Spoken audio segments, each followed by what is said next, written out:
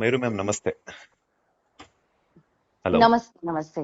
ಈಗಾಗಲೇ ನಿಮ್ಗೆ ವಿಷಯ ಗೊತ್ತಿರಬಹುದು, ಸಂತೋಷ್ ಬಾಲರಾಜ್ ಸರ್ ಇಲ್ಲ, ನೀವು ಅವ್ರ ಜೊತೆ ಸಿನಿಮಾನು ಕೂಡ ಮಾಡಿದ್ರಿ. ಸೊ ಹೌದು ಹೌದು ಕರೆಕ್ಟ್. ಒಂದಷ್ಟು ಒಡನಾಟವನ್ನ ಇಟ್ಕೊಂಡಿರ್ತೀರಾ ಆ ಸಿನಿಮಾ ಹೌದು. ಮಾಡ್ಬೇಕಾದ್ರೆ. ಇವತ್ತು ಸಡನ್ ಆಗಿ ಅವ್ರು ಇಲ್ಲ ಅಂದ ತಕ್ಷಣ ಸೊ ಏನ್ ಹೇಳ್ತೀರಾ ಅಂತ? ಆಮ್, ತುಂಬಾ ಬೇಜಾರಾಗಿದೆ ಮನ್ಸಿಗೆ, ಬಿಕಾಸ್ ತುಂಬಾ ಆತ್ಮೀಯರಾಗಿದ್ರು. ಅಂಡ್ ನನಗೆ ಆ ಸಿನಿಮಾ ಕೂಡ ತುಂಬಾ ಸ್ಪೆಷಲ್ ಆಗಿತ್ತು. ಕರಿಯಾಟು ಮಾಡೋ ಟೈಮ್ ಅಲ್ಲಿ ಅವ್ರ ತಂದೆ ಆಗಿರ್ಬೋದು, ಅವರಾಗಿರ್ಬೋದು, ತುಂಬಾ ಒಳ್ಳೆ ವ್ಯಕ್ತಿತ್ವ ಹೊಂದಿದವರು. ಅಂಡ್ ಅವ್ರ ಅಪ್ಪ ಹೋದ್ಮೇಲೆ ಹಿ ವಾಸ್ ವೆರಿ ಅಪ್ಸೆಟ್. ಅಂಡ್ ಅವಾಗ ಯಾವಾಗೂ ಮಾತಾಡ್ತಾ ಇದ್ವಿ. ಬಟ್ ರೀಸೆಂಟ್ಲಿ ಗೊತ್ತಾಗಿದ್ ವಿಷಯ, ಅವ್ರಿಗೆ ನಿಜವಾಗ್ಲೂ ತುಂಬಾ ಹುಷಾರಿಲ್ಲ. ಅಂಡ್ ಬಟ್ ಇವತ್ತು ಅವ್ರು ಇಲ್ಲ ಅಂತ ಕೇಳಿದಾಗ ನಿಜ ತುಂಬಾ ಬೇಜಾರಾಯ್ತು. ಬಿಕಾಸ್ ತುಂಬಾ ಚಿಕ್ಕ ವಯಸ್ಸು, ಅವ್ರಿಗೆ ತುಂಬಾ ಅಂದ್ರೆ ಆಸೆ ಇತ್ತು ಇಂಡಸ್ಟ್ರಿಲಿ ಒಳ್ಳೆ ಸಿನಿಮಾ ಮಾಡ್ಬೇಕು. ಅಂಡ್ ಅವ್ರ ಪ್ರೊಡಕ್ಷನ್ ಅಲ್ಲಿ ಎಂತೆಂತ ಸಿನಿಮಾ ಬಂದಿದೆ. ಅಂತದ್ರಲ್ಲಿ ಆಸೆ ಇಟ್ಕೊಂಡು ಸಡನ್ ಆಗಿ ಅದು 34 ವಯಸ್ಸು ಸೊ ಹೋಗಿದ್ದಾರೆ ಅಂತ ಕೇಳ್ಪಟ್ಟೆ. ತುಂಬಾ ತುಂಬಾ ಬೇಜಾರಾಗಿದೆ ನನಗೆ. ಸೊ ಅವ್ರ ಆತ್ಮಕ್ ಶಾಂತಿ ಸಿಗ್ಲಿ ಅಂತ ಕೇಳ್ಕೊತೀನಿ ಅಷ್ಟೇ. ಮೇಡಮ್, ಯಾಕಂತಂದ್ರೆ ಈಗ ಅವ್ರ ಜೊತೆ ಸಿನಿಮಾ ಮಾಡಿದಾಗ ಅವರ ವಿಚಾರಗಳು ಒಂದಷ್ಟು ಇರ್ತೈತೆ, ಸಪೋರ್ಟಿವ್ ಆಗಿರ್ಬೋದು, ಹಾಗೇನೆ on screen off screen bonding ಅನ್ನೋದು ಬೆಳೆದಿರುತ್ತೆ.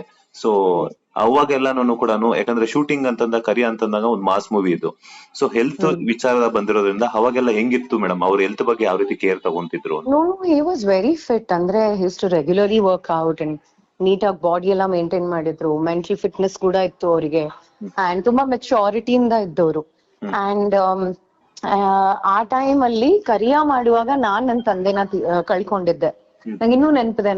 ನಮ್ ತಂದೆ ಹೋದ್ಮೇಲೆ ಆಫ್ಟರ್ 21 days ಸಮಥಿಂಗ್ ನಾನ್ ಸೆಟ್ ಜಾಯಿನ್ ಆದಾಗ, ನಾನ್ ತುಂಬಾ ನೋವಲ್ಲಿದ್ದಾಗ, the way they treated me and the way they welcome me and ಎಷ್ಟು ಹೆಲ್ತ್ ಬಗ್ಗೆ ಕಾಳಜಿ ಅಂದ್ರೆ he was very different. So actor ಅನ್ನೋದಕ್ಕಿಂತ ಆಕ್ಟರ್ ಪಕ್ಕಕ್ಕಿಟ್ಟು ಒಬ್ಬ ಮನುಷ್ಯನಾಗಿ ಅವ್ರನ್ನ ನೋಡೋದಾದ್ರೆ ತುಂಬಾ ಹಂಬಲ್, ತುಂಬಾ ಅಂದ್ರೆ ತುಂಬಾ ಒಳ್ಳೆ ವ್ಯಕ್ತಿ. So I am feeling very bad for him. So ದೇವರು ಅವ್ರ ಆತ್ಮಕ್ ಶಾಂತಿ ಕೊಡ್ಬೇಕಷ್ಟೇ. ಈಗ ಸಾಮಾನ್ಯವಾಗಿ ಒಂದು ಸಿನಿಮಾ ಹಿಟ್ ಆದ್ಮೇಲೆ ಆ ಕಾಂಟ್ಯಾಕ್ಟ್ಸ್ ಎಲ್ಲ ಹಂಗೆ ಇರುತ್ತೆ, ಅವ್ರ ಬಾಂಡಿಂಗ್ ಹಂಗೆ ಕಂಟಿನ್ಯೂ ಆಗ್ತಾ ಹೋಗುತ್ತೆ. ನೀವು ರೀಸೆಂಟ್ ಆಗಿ ಅವ್ರನ್ನ ಭೇಟಿ ಮಾಡುವಂತದ್ದಾಗಿರ್ಬೋದು, ಫೋನಲ್ಲಿ ಮಾತಾಡುವಂತ ಪ್ರಯತ್ನವನ್ನ ಏನಾದ್ರು ಮಾಡಿದ್ರಾ ಅಂತ ಯಾವಾಗಾದ್ರೂ? ಭೇಟಿ ಇಲ್ಲ, ಬಟ್ ಫೋನ್ ಅಲ್ಲಿ ಐ ಥಿಂಕ್ ಒಂದಿಷ್ಟು ತಿಂಗಳದ ಹಿಂದೆ ಹಾಗೆ ಮಾತಾಗಿತ್ತು, ಹೇಗಿದ್ದೀರಿ ಅಂತ ಅಷ್ಟೇ. So he spoke all well. Because ಅವ್ರಪ್ಪ ಹೋದಾಗ್ಲೂನು ರೆಗ್ಯುಲರ್ ಆಗಿ ಒಂದು 4-5 times I had called him, ಏನೋ ಬೇರೆ ಕೆಲ್ಸದ ವಿಚಾರದಲ್ಲಿ. ಅಂಡ್ ಅದಾದ್ಮೇಲೆ ಮಾತಾಡಿದಾಗ I understood that he was definitely upset ಅವರ ತಂದೆ ಹೋಗಿದ ವಿಚಾರದಲ್ಲಿ. ಬಟ್ ಈಗ ಅವ್ರು ಈ ರೀತಿ ಸಡನ್ ಆಗಿ ನನ್ಗೆ ಒಂದ್ ಸೆಕೆಂಡ್ ನಂಬಕ್ ಆಗ್ತಾ ಇಲ್ಲ. Because it's definitely no, I mean ಹೆಂಗಿದನ್ನ ಎಕ್ಸೆಪ್ಟ್ ಮಾಡ್ಕೋಬೇಕು ಅಂತಾನು ಅರ್ಥ ಆಗ್ತಾ ಇಲ್ಲ ನನಗೆ. ತುಂಬಾ ಬೇಜಾರಾಗ್ತಿದೆ ಸರ್. ಮೇಡಮ್, ನೀವ್ ಹೇಳ್ದಾಗ್ಲೇನೆ ಕರಿಯ ಮಾಡ್ಬೇಕಾದಾಗ ನಿಮ್ ತಂದೆಯವರನ್ನ ಕಳ್ಕೊಂಡಿದ್ರಿ. ಕೆಲವು ವರ್ಷಗಳ ಹಿಂದೆ ಸಂತೋಷ್ ಅವರ ತಂದೆಯವರನ್ನು ಸಹ ನಾವು ಕಳ್ಕೊಂಡ್ವಿ. ಈಗ ಅವರ ಅಕ್ಕ ಮತ್ತೆ ಅವ್ರ ತಾಯಿಯನ್ನ ಆಗ್ಲಿ, ಅವರು ನಮ್ಮನ್ನೆಲ್ಲಾನು ಕೂಡ ಆಗ್ಲಿ ಹೋಗಿದ್ದಾರೆ. ಸೊ ಅವ್ರ ಅಕ್ಕ ಮತ್ತೆ ಅವರ ತಾಯಿ ಅವರಿಗೆ ಯಾವ ರೀತಿ ಸಾಂತ್ವನ ಹೇಳ್ತೀರಾ ಮೇಡಮ್? ಯಾಕಂತಂದ್ರೆ ಪುತ್ರ ಶೋಕಂ ನಿರಂತರಂ ಅನ್ನುವಂತ ಮಾತಿದೆ. ಬಟ್ ನಾವೆಷ್ಟೇ ಸಮಾಧಾನ ಮಾಡಿದ್ರು ಕೂಡ ಅವ್ರಿಗೆ ಆ ದುಃಖ ಅನ್ನೋದು ಇದ್ದೇ ಇರುತ್ತೆ. ಸೊ ಯಾವ ರೀತಿ ಸಾಂತ್ವನ ಹೇಳ್ತೀರಾ ಅಂತ? ಸಾಂತ್ವನ ಹೇಳಕ್ಕೆ ನಾನು ಅಷ್ಟು ದೊಡ್ಡೋಳಲ್ಲ. ಬಟ್ ನಾನ್ ಹೇಳೋದಿಷ್ಟೇ, ಸಾವು ಅನ್ನೋದು ಇಟ್ಸ್ ಅ ವೆರಿ ತುಂಬಾ ಸೆನ್ಸಿಟಿವ್ ಸಬ್ಜೆಕ್ಟ್ ಅದು. ಅಂಡ್ ಒಬ್ಬ ವ್ಯಕ್ತಿ ಈ ಪ್ರಪಂಚ ಬಿಟ್ಟು ಹೋಗಿದ್ದಾರೆ ಅನ್ನೋ ವಿಷಯ, ಅಂಡ್ ಎಸ್ಪೆಷಲಿ ಫ್ಯಾಮಿಲಿ ಮೆಂಬರ್ಸ್ಗೆ, ಅದು ಹೆತ್ತವಳಿಗೆ, ತಾಯಿ ಕರಳಿಗೆ ಆಗೋ ನೋವು, ಅದನ್ನ ವರ್ಡ್ಸ್ ಅಲ್ಲಿ ಎಕ್ಸ್ಪ್ರೆಸ್ ಮಾಡಕ್ ಆಗಲ್ಲ. ಸೊ ಇದಕ್ಕೆಲ್ಲ ಟೈಮ್ ವಿಲ್ ಹೀಲ್ ಎವ್ರಿಥಿಂಗ್ ಅಂತ ಹೇಳ್ತಾರಲ್ಲ. ಸೊ ನಾನು ಇಂಥ ಪರಿಸ್ಥಿತಿನ ಅನುಭವಿಸಿದೀನಿ ಲೈಫ್ ಅಲ್ಲಿ. ನಮ್ಮವ್ರನ್ನ ನಾವು ಕಳ್ಕೊಂಡಾಗ ಆ ಕ್ಷಣಕ್ಕೆ ಎಲ್ರೂ ಸಾಂತ್ವನ ಹೇಳ್ತಾರೆ, ಎಲ್ಲಾ ಹೇಳ್ತಾರೆ, ಬಟ್ ಏನೂ ಅದು ನಮ್ಗೆ ತಾಕಲ್ಲ ಸರ್.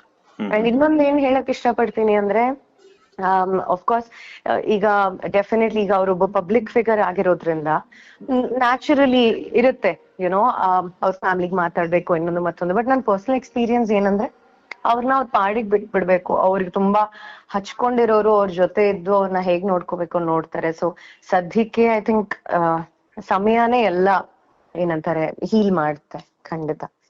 ಮೇಡಮ್, ಮದ್ವೆ ಕೂಡ ಆಗ್ಬೇಕು ಅಂತ ಮಾತುಕತೆ ನಡೆಸ್ತಿದ್ರು ಅಂತ ಗೊತ್ತಾಯ್ತು. ನಿಮ್ಮ ಹತ್ರ ಕೆಲವು ತಿಂಗಳಿಂದ ನೀವು ಫೋನಲ್ಲಿ ಕರೆ ಮಾಡಿ ಮಾತಾಡಿದ್ರಿ ಅಂತ ಹೇಳಿದ್ರೆ, ಅವಾಗೇನಾದ್ರು ಮದ್ವೆ ಬಗ್ಗೆ ಏನಾದ್ರು ಹೇಳಿದ್ರಾ, ಈ ತರ No, ಆಗ್ತಿದೀನಿ? I don't know much personal things about him, neither I interfered in it. So ನನಗೆ ಅದ್ರ ಬಗ್ಗೆ ಏನ್ ಮಾಹಿತಿ ಇಲ್ಲ. ಒಟ್ನಲ್ಲಿ ಒಬ್ಬ ಒಳ್ಳೆ ವ್ಯಕ್ತಿ, ತುಂಬಾ ಏನಂತಾರೆ ಆಸೆ ಇಟ್ಕೊಂಡು ನಾನ್ ಮಾಡ್ಬೇಕು ಸಿನಿಮಾ, ಅದ್ ಮಾಡ್ಬೇಕು ಇದ್ ಮಾಡ್ಬೇಕು ಅಂತ ತುಂಬಾ ತುಂಬಾ ಹಾರ್ಡ್ ವರ್ಕ್ ಮಾಡ್ತಿದ್ರು ಅವರು. I remember he used to try learning different languages and work out and ಅವ್ರ ಫುಡ್ ಸ್ಟೈಲ್ ಎಲ್ಲಾ ರೀತಿಯಲ್ಲೂ ಒಬ್ಬ ಪ್ರೊಡ್ಯೂಸರ್ ಮಗ ಅನ್ನೋದಕ್ಕಿಂತ ಅವರು ಒಂದ್ ನ್ಯೂ ಕಮರ್ ತರಾನೇ ಏನಂತಾರೆ ಏನು ಗೊತ್ತೇ ಇಲ್ಲ ಅನ್ನೋ ಹಾಗೆ ಅಷ್ಟು ಸಿಂಪ್ಲಿಸಿಟಿಯಲ್ಲಿ ಬದುಕ್ತಿದ್ರು ಅವರು. So I am feeling very bad. ಸದ್ಯಕ್ಕೆ let's all pray that may his soul rest in peace. Thank you so much madam. ಯಾಕಂತಂದ್ರೆ ನೀವು ಅವ್ರ ಜೊತೆ ಕಳೆದಂತ ಒಂದಷ್ಟು ನೆನಪುಗಳನ್ನ, ಅವ್ರ ಬಗ್ಗೆ ನೀವು ತಿಳ್ಕೊಂಡಿರುವಂತಹ ಒಂದಷ್ಟು ವಿಚಾರಗಳನ್ನ ತಿಳಿಸ್ಕೊಟ್ರಿ. ನನ್ಗೆ ಅರ್ಥ ಆಗುತ್ತೆ, ಕಷ್ಟ ಕಾಲದಲ್ಲಿ ಇಂಥ ಕಷ್ಟ ಸಮಯದಲ್ಲೂ ಕರೆ ಮಾಡಿ ಮಾತನಾಡಿಸುವಂತದ್ದು. ಬಟ್ ಆದ್ರೂ ಕೂಡ ನೀವು ಒಂದಷ್ಟು ವಿಚಾರಗಳನ್ನ ತಿಳಿಸ್ಕೊಟ್ರಿ. Thank you madam. Thank you sir, thank you so much. Thank you. Latest ಹಾಗೂ ಇಂಟ್ರೆಸ್ಟಿಂಗ್ ಸುದ್ದಿಗಳಿಗಾಗಿ ಬಾಸ್ ಟಿವಿ ಕನ್ನಡ ಚಾನೆಲ್ನ ಸಬ್ಸ್ಕ್ರೈಬ್ ಮಾಡಿ. ಹಾಗೆಯೇ ಬೆಲ್ ಐಕಾನ್ ಪ್ರೆಸ್ ಮಾಡಿ. ಇದರ ಜೊತೆಗೆ ಫೇಸ್ಬುಕ್, ಇನ್ಸ್ಟಾಗ್ರಾಮ್, ಎಕ್ಸ್ ನಲ್ಲೂ ಮಿಸ್ ಮಾಡದೆ ಫಾಲೋ ಮಾಡಿ.